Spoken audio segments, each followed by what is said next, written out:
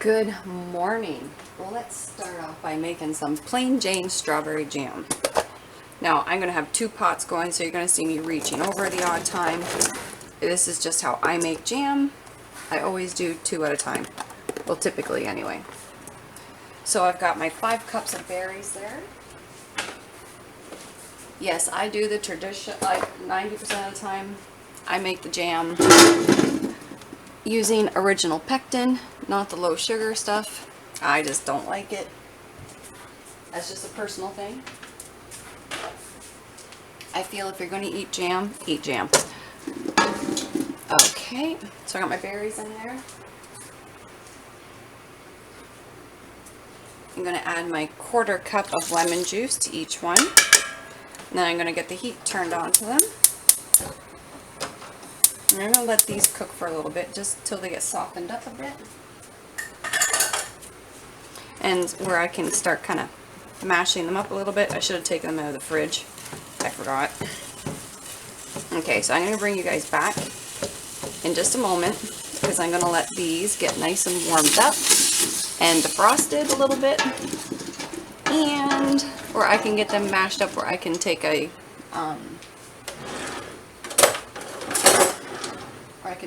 potato masher to these and start mooking them up, and then I'll show you what I do next. So we'll be right back. Okay, so what I'm going to do is I'm going to leave one chunky, just mash it up with the potato masher, and this one I'm going to make smooth. I'm going to blend it up. Alright, so I have one that's smooth and I have one that's chunky.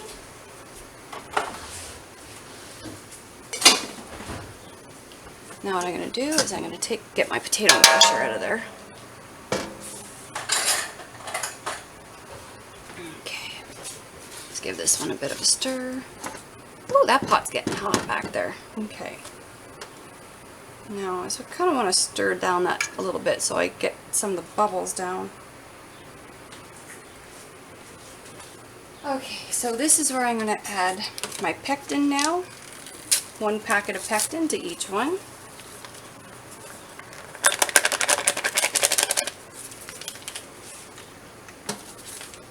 And then you want to let this dissolve. Oh, I just hit the spoon. Darn it. Okay. So you want to get that stirred in there. Stirred and mixed, because you want all the pectin to be dissolved in the jam. Okay, that one's all dissolved. Gosh, I got a good boil going on that back one. Okay, pectin's almost all dissolved. Other than what I dropped on the spoon. I hate when I do that. It's okay, it will get dissolved. Okay. And I have my 7 cups of sugar already measured out. Just trying to make sure it's all fully incorporated and dissolved in here. Not sure if that's a piece of strawberry or if that's some pectin, so I'm just gonna check here. I'd rather play it safe than sorry. Yeah, that's a piece of strawberry. Okay, that's okay. So some of it didn't get blitzed up, that's alright. Okay.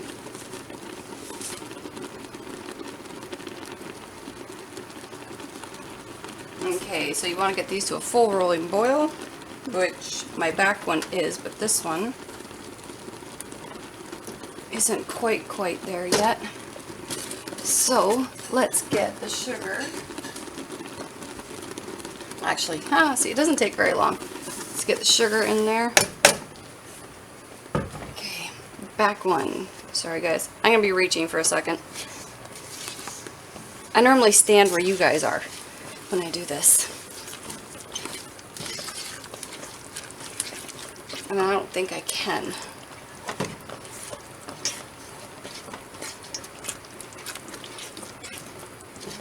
Then you want to get it back up to a rolling boil and time it for 1 minute. Set a timer if you need to. I don't set a timer. I have a clock in my kitchen that has a second hand on it. I prefer that method. Use whichever method you guys use. That's just the method I use. Okay, let's get this sugar in here, because the sugar does cool it right back down, but only for a moment, and you want to stir it the entire time, or else you will have major overflow here. So you want to make sure it gets to a full rolling boil, that you can't stir down, right? And do that for 1 minute. I think I said that already.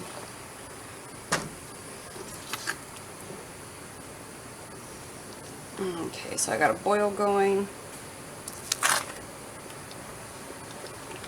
but I can stir it down.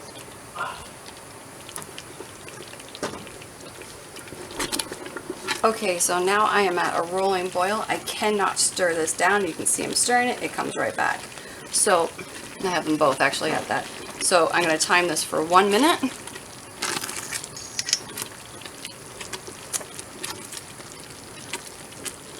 I'm going to time this for 1 minute, stirring the entire time. Alright, done.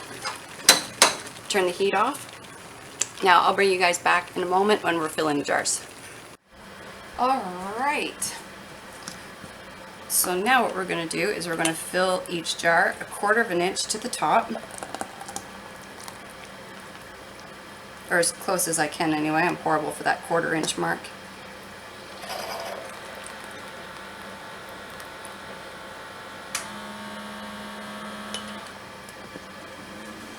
And we're just going to keep going.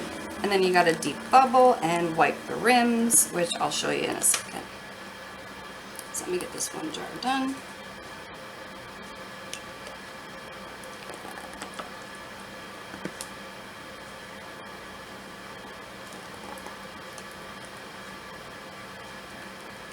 Okay.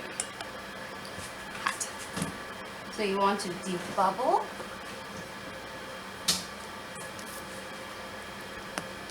Because there could be little air pockets in here, so you want to deep bubble.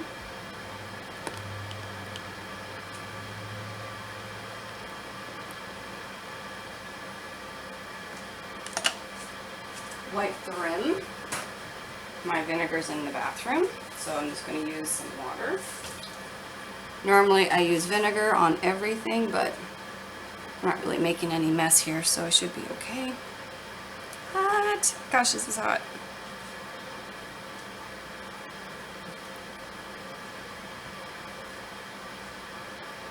Okay, now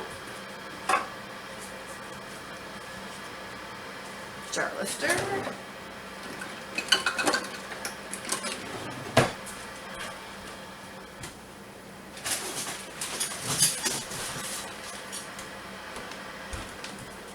Okay, so now you want to get your lid on there.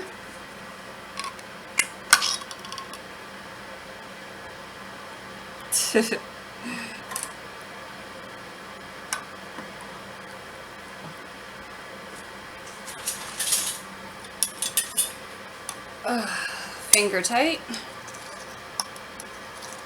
Guys, this is such an awkward position.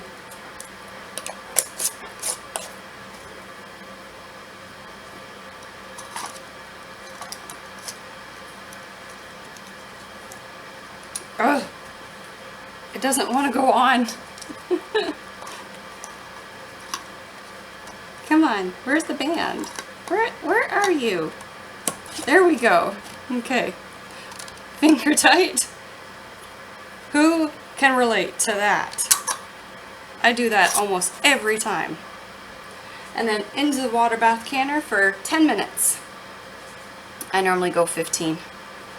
Alright, so I've got 14 jars for the shelf, and I have one for the fridge. Yummy.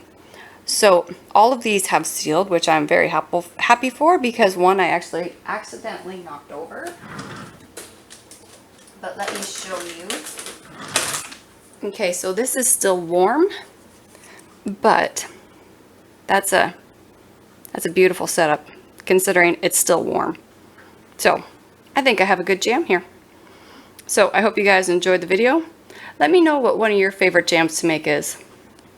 I'm undecided on what mine is. So I will talk to you guys soon. Bye. It does smell good. You did say I kind of. Yes, you can put it in the sink. Okay, it just looks like you're going to be putting stuff in there soon, so I kind of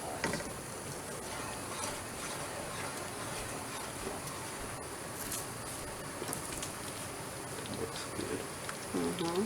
Looks like tomato soup. It's really good. Small. It looks like tomato soup. Yeah. In what universe? Water. Alright. The universe of a teenager. Yeah.